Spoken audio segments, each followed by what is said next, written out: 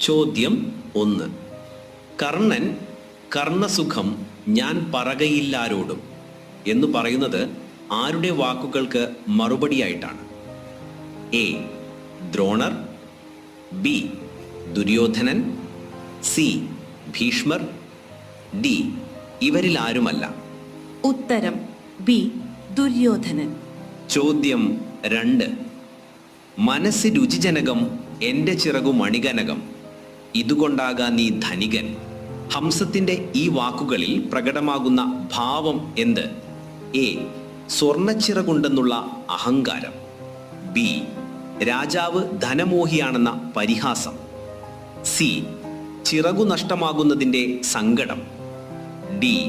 രാജാവിനോടുള്ള ബഹുമാനം. ഉത്തരം ബി. രാജാവ് ധനമോഹിയാണെന്ന പരിഹാസം.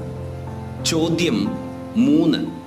റെസിഡന്റ് എഡിറ്റർ എന്ന കഥയിൽ അനങ്ങവേലകൾ എന്ന പ്രയോഗം ഏത് അർത്ഥത്തിലാണ് ഉപയോഗിച്ചിരിക്കുന്നത്?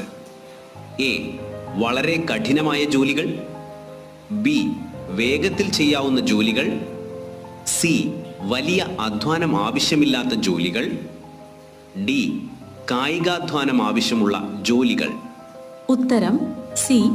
വലിയ അധ്വാനം ആവശ്യമില്ലാത്ത ജോലികൾ. ചോദ്യം 4. യൂസഫ് തൻ്റെ വിക്കിനെ മറികടക്കാൻ അച്ഛനുമായി ആശയവിനിമയം നടത്തുന്നത് എങ്ങനെയാണ്? എ. ഉറക്കെ സംസാരിച്ചുകൊണ്ട്, ബി. വളരെ പതുക്കെ മന്ത്രണം പോലെ സംസാരിച്ചുകൊണ്ട്, സി. എഴുതിക്കൊണ്ട്, ഡി. ആംഗ്യഭാഷയിലൂടെ. ഉത്തരം ബി. വളരെ പതുക്കെ മന്ത്രണം പോലെ സംസാരിച്ചുകൊണ്ട്. 5 മുതൽ 7 വരെ ചോദ്യങ്ങൾക്ക് 3-4 വാക്യത്തിൽ ഉത്തരമെഴുതുക. 3 സ്കോർ വീതം.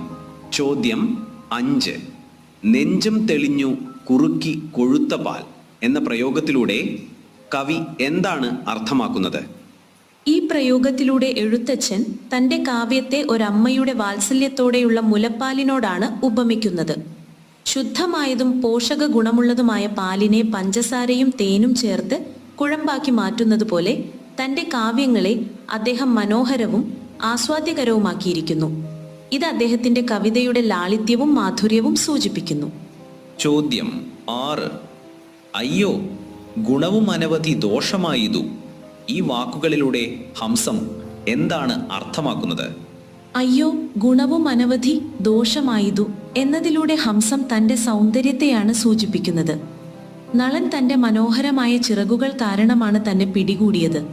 അതിനാൽ തനിക്ക് നല്ലതെന്ന് താൻ കരുതിയ ഗുണം, അതായത് തന്റെ സൗന്ദര്യം, ഇപ്പോൾ ഒരു ദോഷമായി മാറിയെന്ന് ഹംസം വിലപിക്കുന്നു.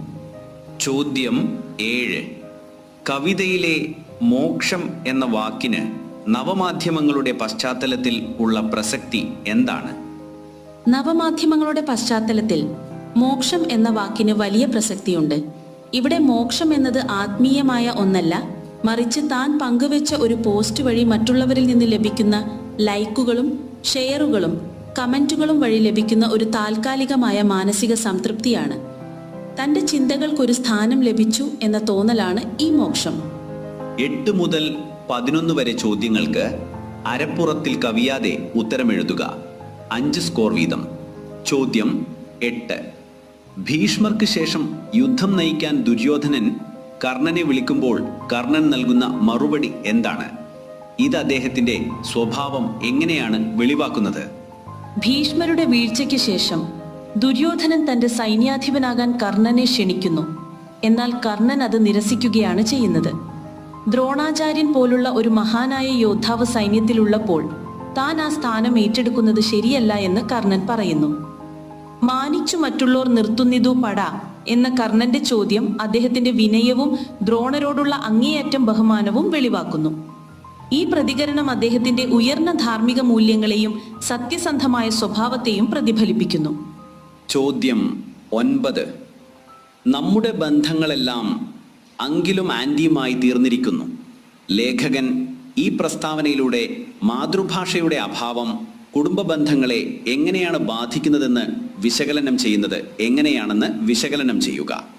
നമ്മുടെ ബന്ധങ്ങളെല്ലാം അങ്കിളും ആന്റിയുമായി തീർന്നിരിക്കുന്നു. എന്ന പ്രസ്താവനയിലൂടെ ലേഖകൻ മാതൃഭാഷ നഷ്ടപ്പെടുന്നതുകൊണ്ട് കുടുംബ ബന്ധങ്ങളിൽ വരുന്ന അകൽച്ചയെക്കുറിച്ച് സംസാരിക്കുന്നു. ഇളയച്ഛൻ, ഇളയമ്മ, വല്യച്ഛൻ, അമ്മാമൻ എന്നീ വാക്കുകൾ ഓരോ ബന്ധത്തിൻ്റെയും ആഴവും അടുപ്പവും കാണിക്കുന്നതാണ്. എന്നാൽ അങ്കിൾ, ആൻറ്റി എന്നീ പദങ്ങൾ വളരെ പൊതുവായതും അടുപ്പം കുറഞ്ഞതുമാണ്. അതുകൊണ്ട് മാതൃഭാഷ നഷ്ടമാകുമ്പോൾ ഈ ബന്ധങ്ങളെ വിളിക്കാനുള്ള വാക്കുകൾ മാത്രമല്ല, ആ ബന്ധങ്ങളുടെ ഊഷ്മളതയും നമുക്ക് നഷ്ടമാകുന്നു എന്ന് ലേഖകൻ പറയുന്നു. ചോദ്യം 10.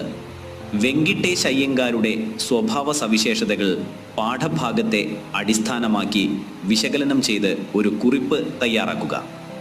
വെങ്കിട്ടേശ് അയ്യങ്കാർ ഒരു സാധാരണ പത്രപ്രവർത്തകനാണ്. സ്വന്തം കഴിവുകളിൽ വിശ്വാസമുള്ളവനും സ്ഥാനക്കയറ്റം ആഗ്രഹിക്കുന്നവനുമാണ്. എന്നാൽ കാര്യങ്ങൾ നേടുന്നതിൽ അവന് വേഗത കുറവാണ്. അനേകം വർഷങ്ങൾ കാത്തിരുന്നിട്ടും തനിക്ക് സ്ഥാനക്കയറ്റം ലഭിക്കാത്തത് കൊണ്ട് അവന് കുണ്ഠിതമുണ്ടാകുന്നു. എങ്കിലും അവസരം വന്നപ്പോൾ അത് വിനിയോഗിക്കാൻ അവൻ മടിച്ചില്ല.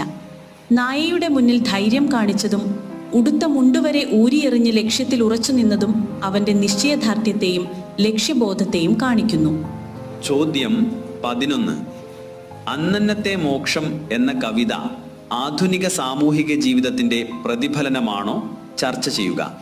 PN ഗോപികൃഷ്ണന്റെ അന്നന്നത്തെ മോക്ഷം എന്ന കവിത നവമാധ്യമങ്ങൾ ആധുനിക സമൂഹത്തിലുണ്ടാക്കിയ മാറ്റങ്ങളെക്കുറിച്ചുള്ള ശക്തമായ ഒരു വിമർശനമാണ്. ഈ കവിത സമകാലിക ജീവിതത്തിന്റെ ചില പ്രധാന പ്രത്യേകതകളെ കൃത്യമായി പ്രതിഫലിപ്പിക്കുന്നു. ഒന്നാമതായി, ഇത് സോഷ്യൽ മീഡിയയിലെ അംഗീകാരത്തിന് വേണ്ടിയുള്ള മനുഷ്യന്റെ ആഗ്രഹത്തെ ചിത്രീകരിക്കുന്നു. ഒരു തമാശ മനസ്സിൽ സൂക്ഷിക്കുമ്പോൾ അത് വളിക്കും, പുളിക്കും, ചീയും എന്ന് കവി പറയുന്നു. എന്നാൽ അത് 150 പേർക്ക് പങ്കുവെക്കുമ്പോൾ ലഭിക്കുന്ന മോക്ഷം ആധുനിക മനുഷ്യനെ ലൈക്കുകളിലൂടെയും ഷെയറുകളിലൂടെയും ലഭിക്കുന്ന താൽക്കാലിക സന്തോഷത്തെ സൂചിപ്പിക്കുന്നു. രണ്ടാമതായി, നവമാധ്യമങ്ങൾ നൽകുന്ന വ്യാജ അസ്തിത്വബോധം കവിതയിൽ വ്യക്തമാണ്. ഒരു തമാശ പങ്കുവെക്കുന്നതിലൂടെ കവി സ്വയം 150 ലോകങ്ങളുടെ ഉടമയായി സങ്കല്പിക്കുന്നു. ഇത് യഥാർത്ഥ ലോകത്തിൽ ഒരു സ്ഥാനവുമില്ലാത്തവർക്ക് പോലും സൈബർ ലോകത്തിൽ ലഭിക്കുന്ന വ്യാജ പ്രശസ്തിയെയും അത് നൽകുന്ന മിഥ്യാബോധത്തെയും ഓർമ്മിപ്പിക്കുന്നു. മൂന്നാമതായി, കവിത ഉപരിതലമായ മനുഷ്യബന്ധങ്ങളെക്കുറിച്ച് പറയുന്നു. ഒരു ക്ലിക്കിലൂടെ ഉണ്ടാകുന്ന ബന്ധങ്ങൾ യഥാർത്ഥ ബന്ധങ്ങളെ മാറ്റിമറിക്കുന്നു. അന്നന്നത്തെ മോക്ഷം എന്ന കവിത ആധുനിക ജീവിതത്തിന്റെ ഉപരിതലമായ സന്തോഷങ്ങളെയും അർത്ഥശൂന്യമായ ആശയവിനിമയങ്ങളെയും വിമർശിക്കുന്നു. ഈ കവിത സമകാലിക സാമൂഹിക ജീവിതത്തിന്റെ ഒരു കണ്ണാടിയാണ്. താഴെ തന്നിരിക്കുന്ന ചോദ്യത്തിന് ഒരു പുറത്തിൽ കവിയാതെ ഉത്തരമെഴുതുക. 7 സ്കോർ. ചോദ്യം 12. മാതൃഭാഷ നമ്മുടെ ഉള്ളിൽ ഒഴുകുന്ന ജീവനദി എന്ന പാഠഭാഗത്തെ ആശ്രയിച്ച് മാതൃഭാഷ സംരക്ഷണത്തിന്റെ പ്രാധാന്യത്തെക്കുറിച്ച് ഒരു പ്രഭാഷണം തയ്യാറാക്കുക. മാതൃഭാഷാ സംരക്ഷണം പ്രഭാഷണം.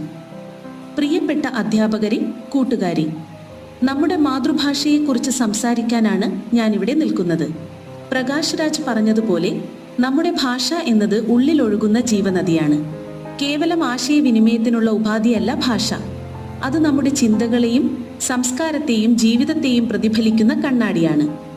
ഇന്ന് നമ്മൾ നേരിടുന്ന ഒരു വലിയ വെല്ലുവിളി എന്ന് പറയുന്നത് മാതൃഭാഷയുടെ പ്രാധാന്യം കുറഞ്ഞു വരികയാണ് എന്നതാണ്. ഇംഗ്ലീഷ് ഭാഷയെ വലിയ കാര്യമായി കാണുകയും മാതൃഭാഷയെ അവഗണിക്കുകയും ചെയ്യുന്ന ഒരു പ്രവണത വളർന്നു വരുന്നു. ഇത് നമ്മുടെ സംസ്കാരത്തെയും കുടുംബ ബന്ധങ്ങളെയും ബാധിക്കുന്നുണ്ട്. അങ്കിളും ആൻറ്റിയും എന്ന വിളികൾക്ക് പിന്നിൽ നമ്മുടെ വേരുകളോടുള്ള അവഗണനയുണ്ടെന്ന് പ്രകാശ് രാജ് ഓർമ്മിപ്പിക്കുന്നു. മാതൃഭാഷ പഠിക്കുക എന്നത് ഒരു അഹങ്കാരമല്ല. അത് നമ്മുടെ വ്യക്തിത്വത്തെയും അസ്തിത്വത്തെയും ശക്തിപ്പെടുത്തുന്ന ഒരു പ്രക്രിയയാണ്.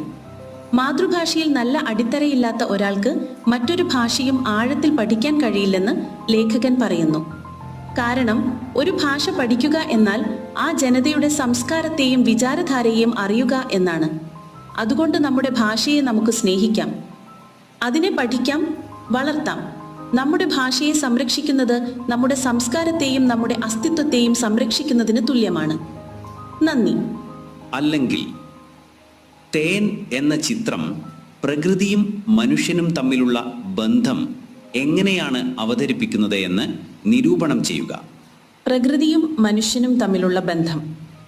തേൻ എന്ന ചിത്രം പ്രകൃതിയും മനുഷ്യനും തമ്മിലുള്ള ആഴമുള്ള ബന്ധത്തെ വളരെ കാവ്യാത്മകമായി അവതരിപ്പിക്കുന്നു. യാക്കൂബിന്റെ ജീവിതം തേനിനെ ആശ്രയിച്ചാണ്. അതുകൊണ്ട് തന്നെ പ്രകൃതിയുമായി അദ്ദേഹത്തിന് ഒരു ആത്മബന്ധമുണ്ട്. അദ്ദേഹം മകന് പൂക്കളെയും മരങ്ങളെയും പക്ഷികളെയും പരിചയപ്പെടുത്തുന്നത് ഈ ബന്ധം അടുത്ത തലമുറയിലേക്ക് കൈമാറുന്നതിന്റെ ഭാഗമാണ്. ചിത്രത്തിൽ യാതൊരുവിധ സംഗീതവും ഇഫക്റ്റുകളും ഉപയോഗിക്കുന്നില്ല. മറിച്ച് ഇലച്ചാർത്തുകളിലെ കാറ്റിന്റെ മർമ്മരവും പക്ഷികളുടെ ശബ്ദങ്ങളും മാത്രമാണ് പശ്ചാത്തലത്തിലുള്ളത്. ഇത് മനുഷ്യൻ പ്രകൃതിയോട് എത്രമാത്രം അടുത്തു നിൽക്കുന്നു എന്ന് കാണിക്കുന്നു. പ്രകൃതി ഒരു ആശ്വാസ കേന്ദ്രവും കൂടിയാണ്. യൂസഫ് തന്റെ സങ്കടങ്ങളിൽ നിന്ന് രക്ഷപ്പെടാൻ കാട്ടിനുള്ളിലേക്ക് ഓടുന്നത് ഇത് വ്യക്തമാക്കുന്നു. പ്രകൃതി മനുഷ്യന് ഭക്ഷണം നൽകുകയും ജീവിതം നൽകുകയും കൂടാതെ ആശ്വാസം നൽകുകയും ചെയ്യുന്നു.